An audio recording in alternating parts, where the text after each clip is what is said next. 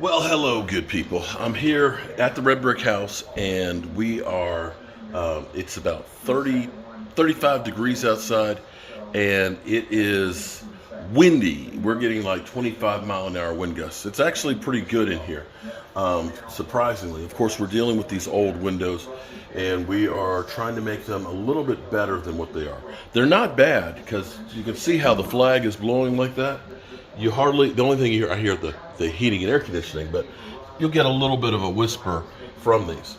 So what I'm actually going to do to try and make these a little bit better, this might be a little bit crazy, but I'm going to actually, there's like a 1/4 inch gap right here where the windows meet. Now they're made so that they're at a bevel cut on here, so that way when you put the window lock on, it draws them together tighter, which is not bad.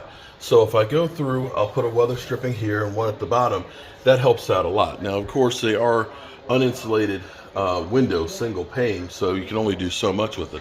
But having the window blinds on here helps.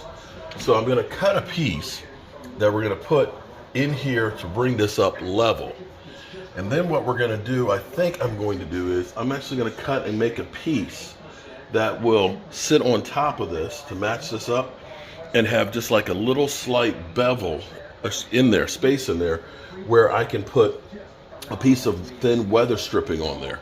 And what that'll do is when we put the window lock on here, it'll allow us to go ahead and be able to squeeze it on down a little bit tighter, so that way you won't feel the air that's coming right there. So I'm going to cut this, and I'm going to paint them black so that way they'll blend in. And then we're going to go through and do that and make a piece that'll be basically the size of the window width here and go on there. And I think that will definitely help to make us a little bit more energy efficient. Or we'll see. We're going to experiment on one and see if it works.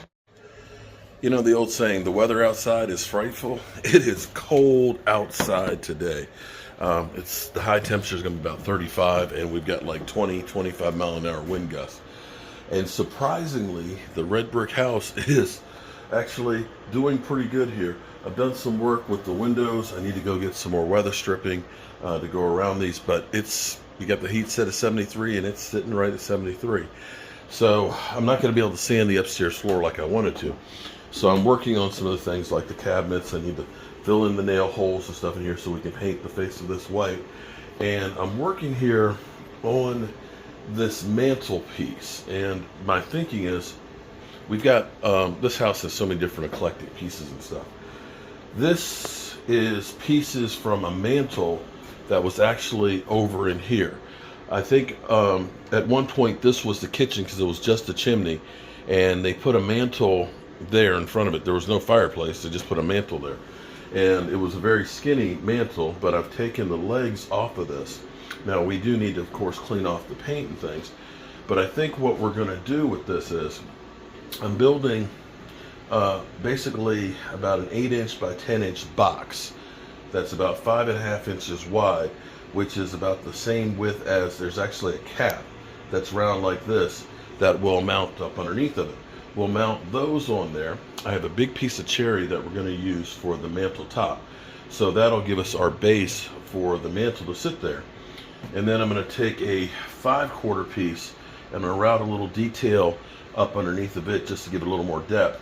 And then I have a 5-inch crown that we'll put across there to finish that off. Now, some of this stuff I'm not going to probably be able to do today because I need to get this paint and stuff off of there and clean it up and probably sand it. And I got to figure out how we're going to do that now that we actually have this as a space. We'll need to cover up everything while we're sanding, and I might just use the heat gun and scrape it off that way and then just do the final sanding. But I think it's going to be different. It's going to be kind of my own style, so to speak, but taking elements of two different mantle pieces and putting it together. Okay, so you can see this was the original mantle, and they made this all out of one 2-inch piece, and guaranteed we're going to do something with this piece of wood. We'll take the nails and stuff out of there, but that is a nice piece. But here are the caps. So we're going to put these on the bottom of our pieces that we're making. And again, we're going to need to get the paint and stuff off of there and get it sanded so we can paint it. but then this will end up being the base for those columns to go on. So let's get our pieces cut over here and put that together to see what it's going to look like. Oh my goodness, good people. It's cold out. It's 24 degrees right now and it's only 8 o'clock.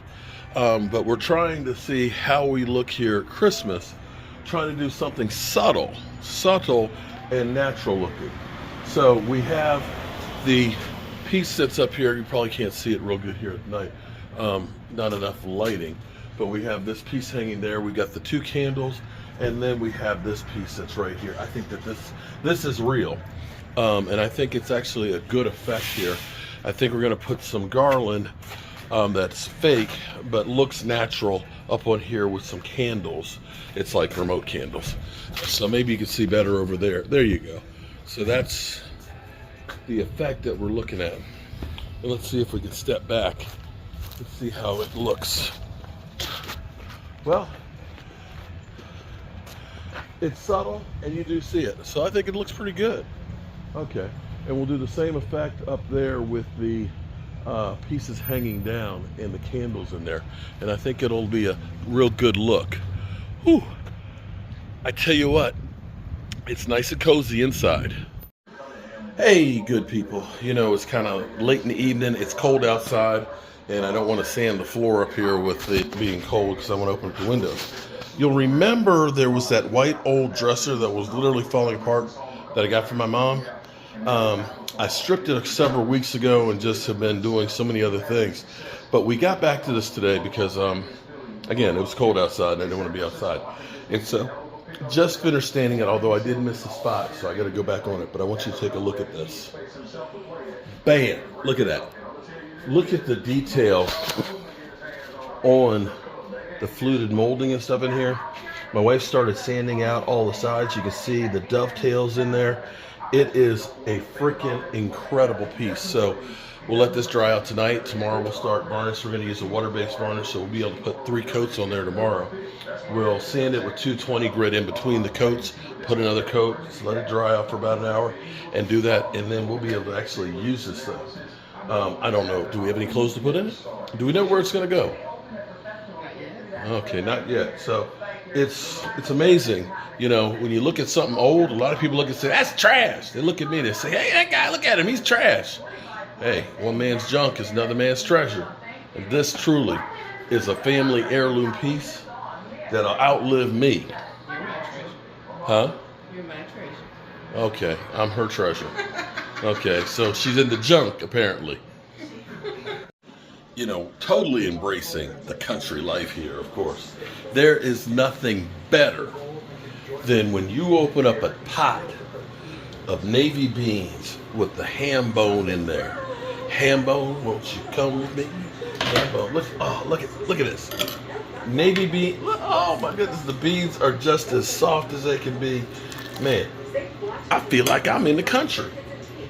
We are on some of the most fertile ground in the country right here in the Shenandoah Valley. This morning I was up early and I learned something that was really interesting about the lime walls. And look at this, check this out. Bam. Oh man. So we got the Christmas tree. I don't know what kind of decorations the wife's gonna put on that, but she'll figure that out. But here's what I found out about the lime walls. Lime plaster, okay? And you don't really want to paint this with like normal paint. You want to do a lime wash, because what the lime does is it's basically you're taking lime powder, you know, it's basically lime powder, and you're adding an aggregate to it, be it sand or be it marble dust, okay? And what happens is, as it cures, it becomes limestone again. What it also does, it calcifies, and what that, excuse me, not calcifies, it carbonizes. So what it actually does is, and you want to talk about a green material, it doesn't get any more green than this, because what it does is it takes the carbon dioxide and uses it to help cure. So it filters it out of the air. The other thing that it does is the air in here is like, you almost need a humidifier, because the humidity, the air just gets sucked into the walls. And that's one of the reasons why it never molds, because it literally is constantly sucking it in there. because it'll be curing for years and years and years and years. They say that it can get like hairline cracks and it'll self-cure because it's basically a process of it, it's just doing some crazy stuff. But this now, you hear that? It's like I'm hitting a rock, and it is actually taking the carbon dioxide in. A lot of times what they'll do, even nowadays, there's not too many people that do lime plastering anymore, but they'll do this around swimming pools because it'll help pull out that extra humidity and that moisture and stuff in there. And I absolutely positively love it. And I'm very, very surprised because we have the heat set at 73 and it's sitting at 73. It's really nice and cozy in here. You go outside, it's down about 20 degrees. So the heating system that my brother put in, the two-ton units with the insulation that we put in the floors and the walls in the new section in the attic, this place is comfortable as can be. And yeah, it's a freaking awesome place. I ain't gonna lie to you. Oh, Christmas tree, oh, Christmas tree, how I love my Christmas tree. See ya.